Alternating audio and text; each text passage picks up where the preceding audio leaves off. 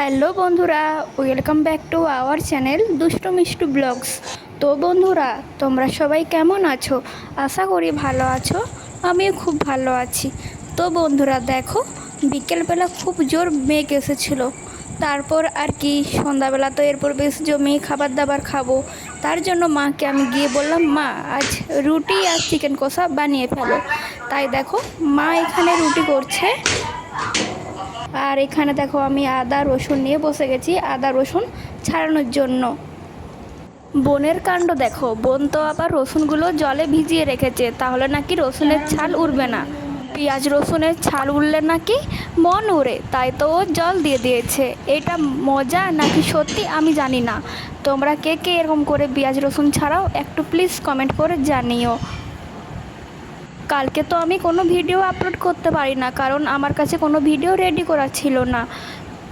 তাই আর ছোট্ট করে তোমাদের সাথে একটি ভিডিও শেয়ার করছি। তোমাদের সাথে গল্প করতে করতে আমার রেডি হয়ে গেছে খাবার। তো টাটা।